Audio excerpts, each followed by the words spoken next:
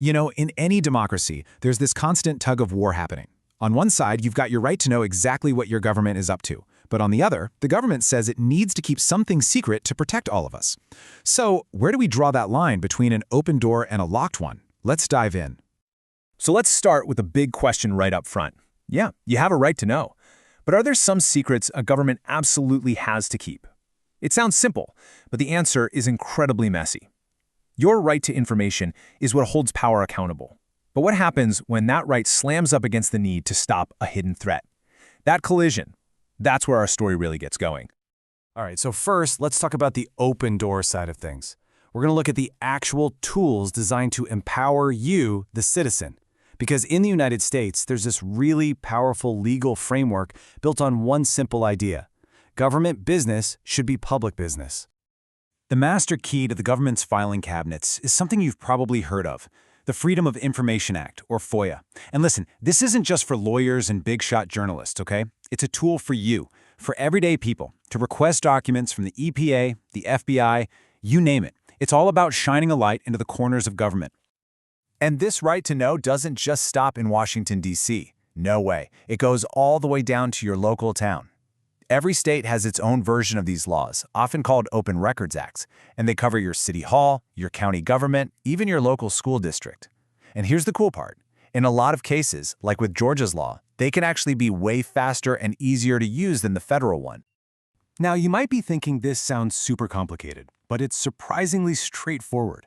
It really just boils down to 3 simple steps. First, you've got to figure out which agency actually has the stuff you're looking for. Second, and this one is really important, be specific. Just asking for everything is going to get you nowhere fast. And third, you just submit your request. A lot of agencies now have easy online portals that make it a piece of cake. Okay, so transparency isn't just about digging through old papers. It's also about seeing decisions being made in real time. That's where so-called sunshine laws come in. The whole point of these is that government meetings, everything from your local city council to a big committee in Congress, have to be open to the public. You don't just have a right to the records, you have a right to a seat in the room. But for every open door in government, you can bet there's a closed one, and it's probably locked. We're stepping away from public records now and into the world of national security, where secrecy isn't the exception, it's the rule. And the rules are very, very different. Just let this quote sink in for a second. It's pretty chilling, right? That was Senator Frank Church back in 1975. He led this groundbreaking investigation into America's intelligence agencies, and what his committee found was absolutely startling. They uncovered this long history of secrecy being used not just against foreign spies, but against American citizens. And the stuff they found? Wow, it was explosive. We're talking about programs like MKUltra, where the CIA was literally conducting mind control experiments, sometimes on citizens who had no clue what was happening. They exposed COINTELPRO, where the FBI was spying on and disrupting civil rights groups. And they uncovered Operation Mockingbird, where the CIA secretly used journalists for their own operations. And look, this isn't some internet conspiracy theory. This was all laid out in official, documented reports. This brings us to some really thorny ethical territory. What happens when the world of spies starts using private citizens for their work? I'm talking about people whose entire careers depend on public trust, people like journalists, or even members of the clergy.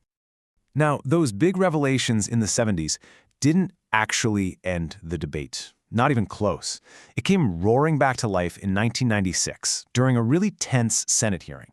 The central question on the table was this: should the CIA ever be allowed to use journalists or clergy for intelligence work, even in the most extreme life-or-death circumstances?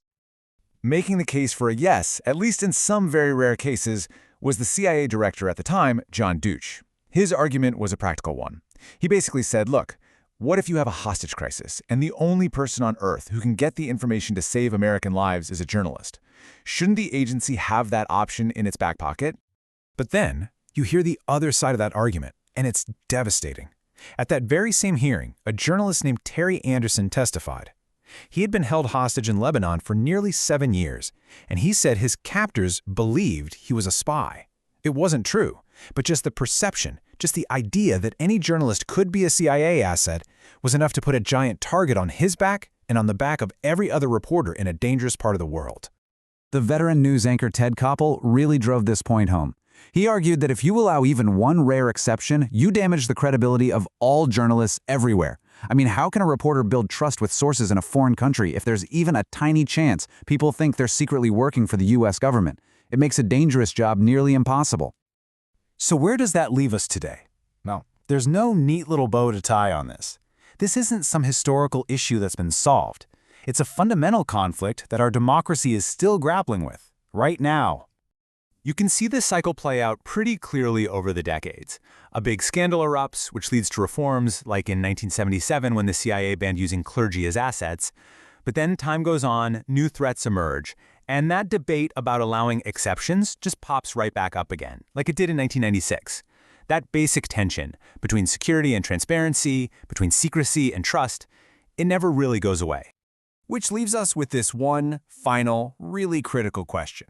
When a government has so much power to operate in secret, who is making sure that power isn't abused? The open-door laws we talked about are part of the answer, for sure. But in the shadows of the intelligence world, the question of who watches the watchers remains just as urgent today as it was all those years ago.